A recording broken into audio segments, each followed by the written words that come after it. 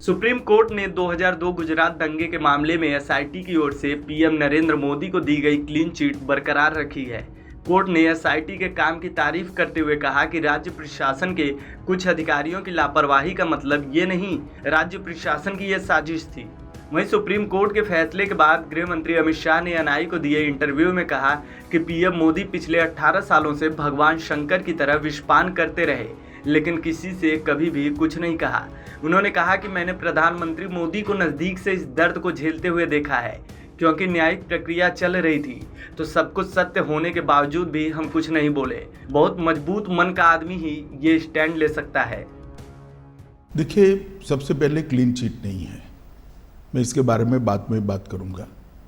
Supreme court ने पूरे आरोपों को खारिज किया है और आरोप क्यों घड़े गए इसके बारे में भी सुप्रीम कोर्ट ने कहा है। एक प्रकार से आप कह सकती हो कि सुप्रीम कोर्ट ने ये आरोप पॉलिटिकली मोटिवेटेड है, ये भी सिद्ध कर दिया है। सुप्रीम कोर्ट के जजमेंट ने सिद्ध किया है। जहां तक कैसा लगा का सवाल है, 18-19 साल की लड़ाई, देश का इतना बड़ा नेता एक शब्द बोले बगैर सभी दुखों को भगवान शंकर के विषपान की तरह गले में उतारकर सहन कर कर लड़ता रहा, और आज जब अंत में सत्य सोने की तरह बह रहा है, चमकता हुआ बह रहा है, तो आनंद ही होगा। मैंने बहुत नज़दीक से मोदी जी को इस दर्द को झेलते हुए देखा है, इस आरोपों को झेलते हुए देखा है, और सब कुछ सत्य होने के बावजूद भी क्योंकि न्यायिक प्रक्रिया चालू है, हम कुछ नहीं बोलेंगे। इस स्टैंड को कोई बहुत मजबूत मन का आदमी ही ये स्टैंड ले सकता है। इसके साथ ही अमित शाह ने कहा कि मोदी और बीजेपी के खिलाफ करीब 2 दशक से दुष्प्रचार चल रहा था। उन्होंने कहा कि सुप्रीम कोर्ट ने सभी आरोपों को खारिज कर दिया।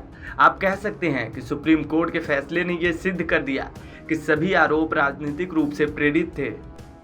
19 साल के बाद सुप्रीम कोर्ट की खंडपीठ ने आज जो जजमेंट दिया है, उस जजमेंट से मोदी जी पर लगे हुए सारे गलत आरोप को खारिज कर दिया गया, और ये भी कहा गया है कि कुछ लोगों ने उस आरोपों को पॉलिटिकली मोटिवेटेड तरीके से लगाया था। To keep the pot boiling कहा। हाँ, वेस्टेड इंटरेस्ट था। कौन थे वो आपके हिसाब से? नाम मैं बताता हूं बाद में।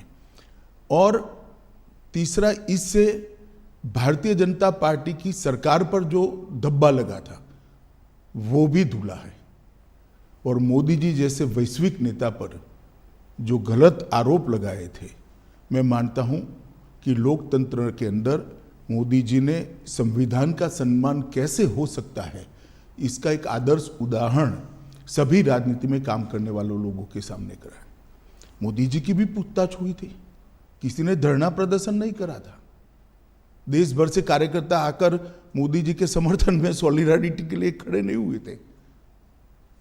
हम कानून को कोऑपरेट किए थे।